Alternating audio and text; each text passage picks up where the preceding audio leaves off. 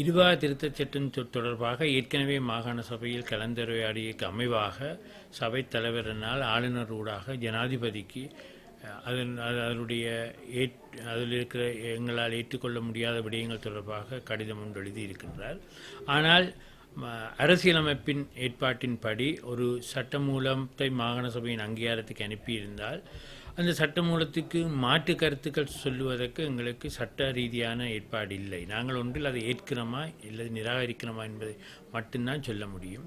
அந்த அடிப்படையிலே இன்றைக்கு சபையில் தற்சமயம் இருக்கின்ற வடிவத்தில் இருவா திருத்தச் சட்டம் இன்று வரை எங்களுக்கு அனுப்பியிருக்கின்ற அந்த வடிவத்தில் இருக்கின்ற சில விடயங்கள் எங்களால் ஏற்றுக்கொள்ளப்பட முடியாது என்பதை அறிவிப்பதாக முடிவெடுக்கப்பட்டுள்ளது.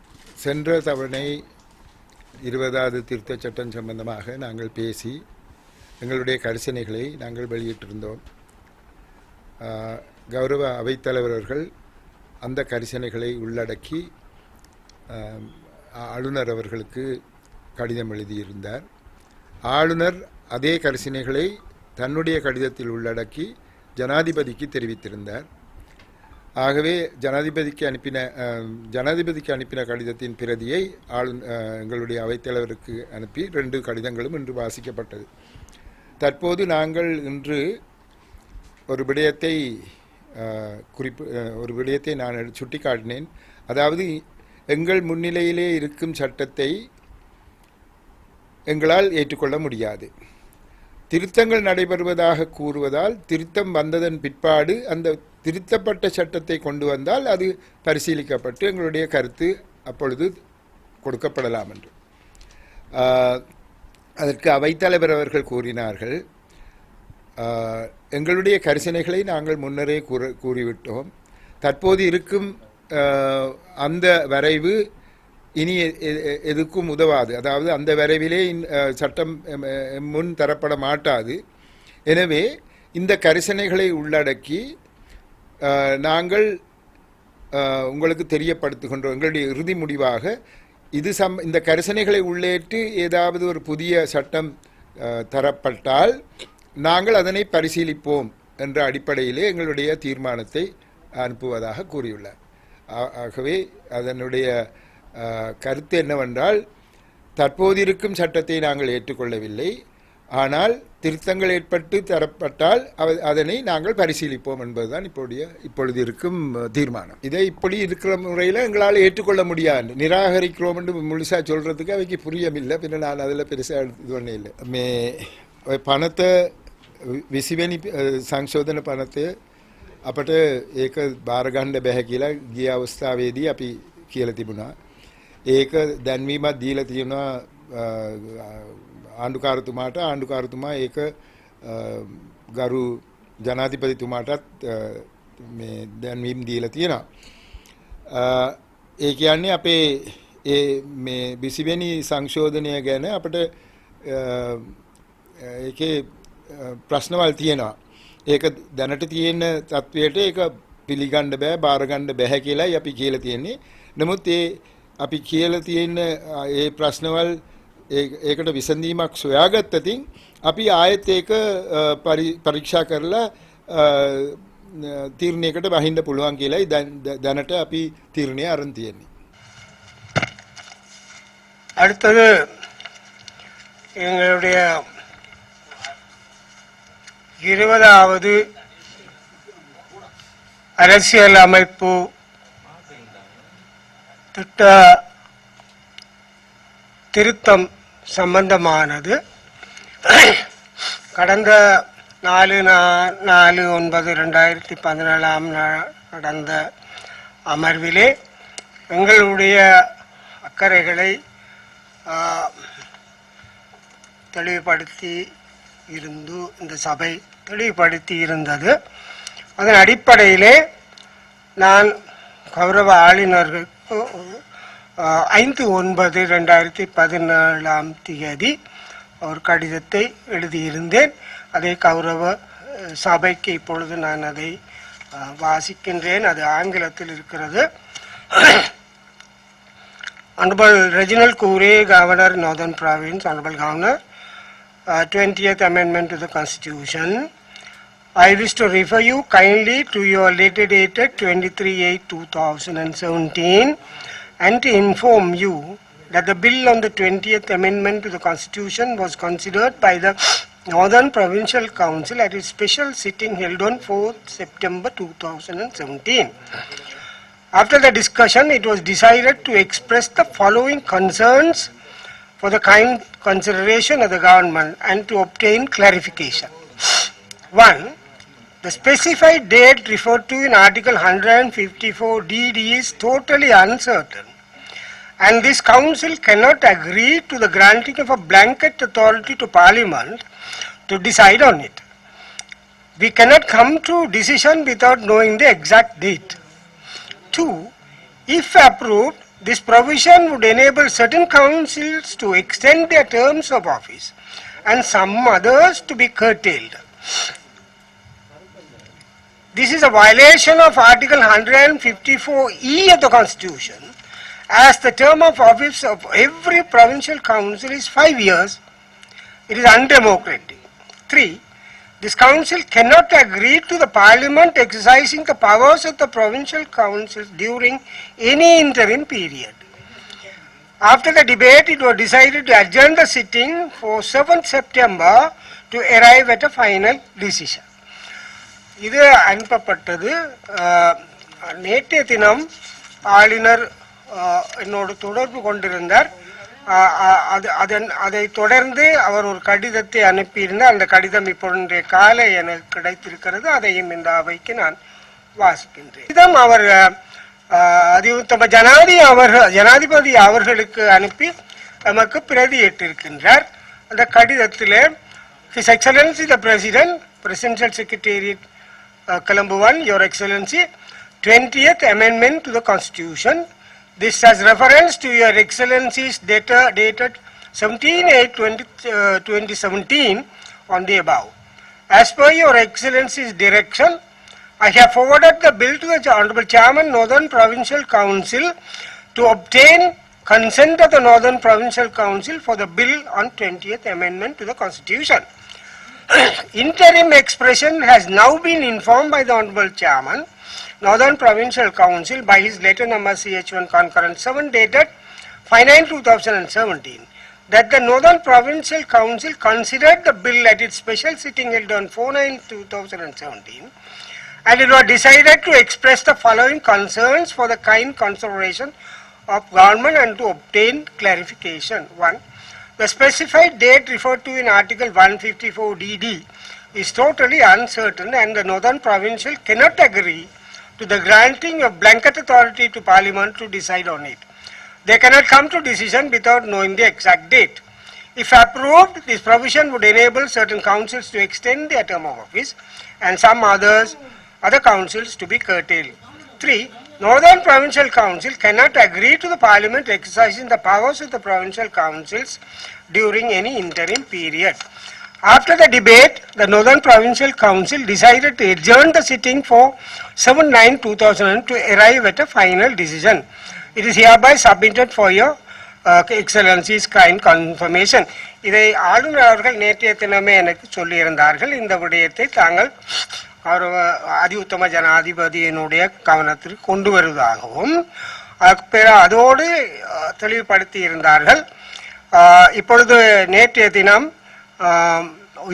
உச்ச நீதிமன்றம் சுப்ரீம் கோர்ட்டுக்கு இந்த விடயங்கள் விவாதிக்கப்படுகிற பொழுதும் சில மாற்றங்கள் அங்கே முன்வைக்கப்படுகின்றன என்றும் அது அந்த அமர்வு இன்று நாளை நடைபெறும் என்றும், ஆகவே இந்த விடயத்தில் புதிதான ஒரு மாற்று ஏற்பாட்டை இந்த அரசாங்கம் செய்து அது உங்களுக்கு அனுப்பப்படும். ஆகவே இந்த இப்பொழுது இருக்கிற நிலையிலே இந்த திருத்த சட்டம் எடுத்துக்கொள்ளப்பட வாய்ப்பு இல்லை. அது மாற்றங்களோடு உங்களுக்கு அனுப்பப்படும் என்று சொல்லி இருக்கிறார்கள். அது எனக்கு தெரியப்படுத்தி இந்த கௌரவ முதலமைச்சர் அவருடைய கருத்துக்களை நாங்கள் தெரிந்து கொண்டு ஒரு முடிவை எடுக்கலாம் என்று நம்புகின்றேன். கௌரவ அவைத்தலைவர்களே, தற்போது எங்கள் முன் இருப்பது அவர்களால் கொடுத்து அனுப்பப்பட்ட ஒரு வரைவு. ஆகவே அது சம்பந்தமாகத்தான் எங்களுடைய கருத்துக்கள் கொடுக்க வேண்டி இருக்கின்றது. அந்த கருத்துக்களில் கருத்துக்களை கொடுக்கும்போது எங்களுடைய கரிசனைகளையும் நீங்கள் அவர்களுக்கு தெரியப்படுத்தியுள்ளீர்கள். இன்று இறுதியாக கொடுப்பதாக என்று சொல்வதால் ஏதாவது திருத்தங்கள் செய்வதானால் அது திருத்தங்கள் செய்ததன் பின்னர் அவர்கள் எங்களுக்கு தெரியப்படுத்த வேண்டும். அந்த நேரத்திலே நாங்கள் எங்களுடைய கருத்துக்களை கொடுக்கலாம். தற்போது இருக்கும் நிலையில் இந்த சட்டத்தை எங்களுக்கு ஏற்றுக்கொள்ள முடியாது இருக்கின்றது. திருத்தங்கள் ஏற்பட்டால் நாங்கள் அதனை பரிசீலனை செய்வோம் என்று எங்களால் கூற முடியும் என்பதை சமர்ப்பிக்கின்றேன். 20வது அரசியலமைப்பு திருத்தத்தில் 2 விதமான முரண்பாடுகள். ஒன்று, பாராளுமன்றம் இந்த அவைகளை கலைக்கிறதுக்கான அதிகாரம், அடுத்தது கால நீடிப்பு செய்வதற்கான அதிகாரங்கள். இந்த 2லும் தான் குழப்பங்கள் ஏற்படுத்தப்பட்டு ஏற்கனவே வடமத்திய மாகாணம், மேல் மாகாணம், சப்ரகமுக போன்ற மாகாண சபைகளிலே தோற்கடிக்கப்பட்டிருக்கின்றது. ஆனால் அதற்கு பிற்பாடு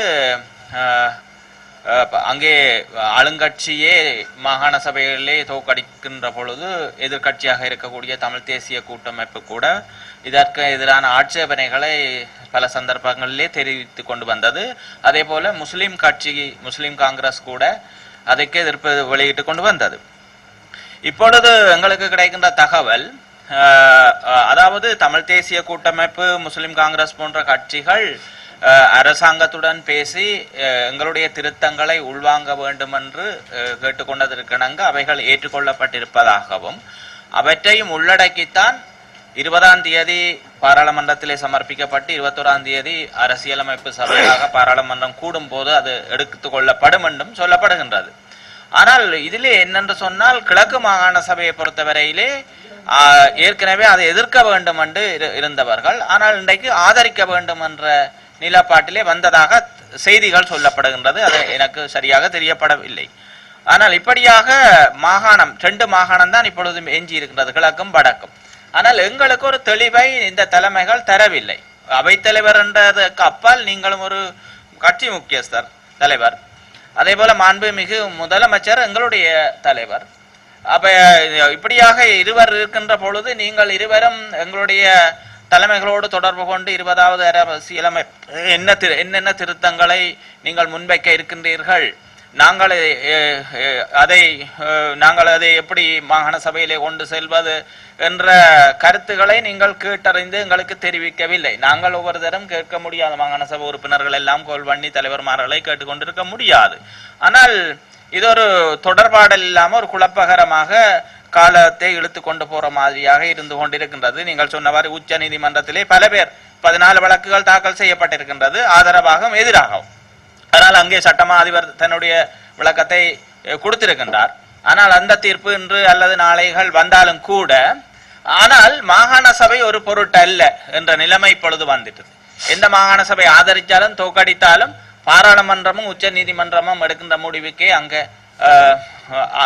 தீர்மானத்தை எடுக்கலாம் என்றும், அங்கே தமிழ் தேசிய கூட்டமைப்பினுடைய ஆதரவும் பெரும்பான்மையாக இருக்கின்றது என்றும், ஸ்ரீலங்கா முஸ்லிம் போன்ற கட்சி, காங்கிரஸ் போன்ற கட்சிகளுடைய ஆதரவு எல்லாம் இருக்கிறதாக சொல்லப்படுகின்றது. ஆனால் இங்கே நாங்கள் குழம்பிக் கொண்டிருக்கின்றோம்.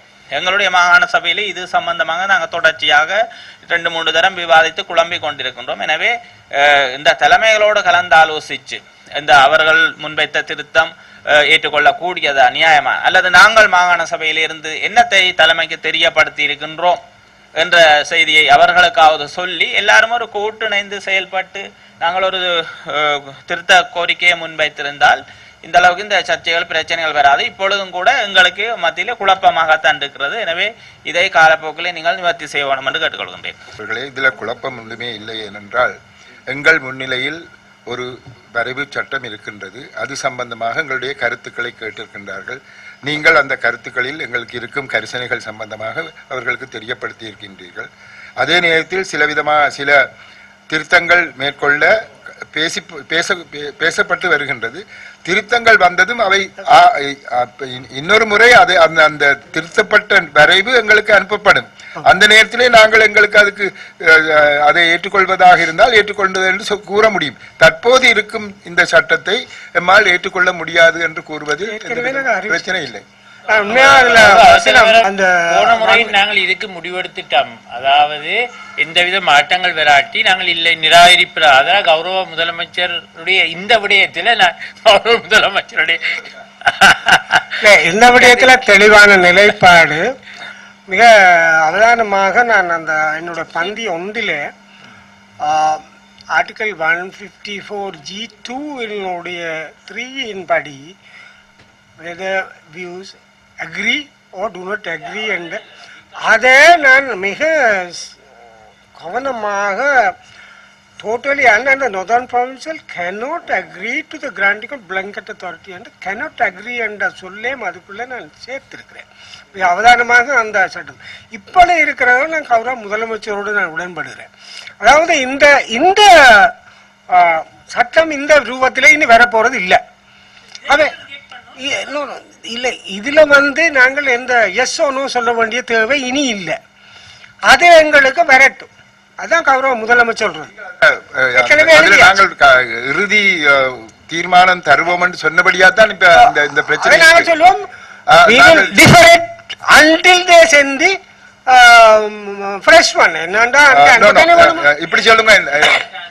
நாங்க அதுல கூறியிருப்பதை நாங்கள் இப்பொழுதும் அதை ஸ்திரப்படுத்தி கொண்டு வேறு ஏதாவது தீர்மானம் திருத்தம் வந்தால் அதை நாங்கள் பரிசீலிப்போம் சொல்லலாம். While reiterating what we said, we have not taken a decision either for or against, and we await a further decision by the government. சரிதானே? It's okay, no? சரி, ஏற்றுக்கொள்ளப்படுகிறது. இப்பொழுது நான் இன்றைய தினமே இந்த கடிதத்தை ஆளுநருக்கு நான் நினைக்கிற கூடுமானவரையில் இன்றைய அனுப்பி வைக்கப்படும். நான் அந்த ஆங்கிலத்தில் சொன்ன அத்தனை சொல்லையில அப்படியே எழுதி விடுகிறேன். பிரச்சனை முடிஞ்சது. கௌரவ ஜெயசேகரன் அவர்களுடைய பிரேரணை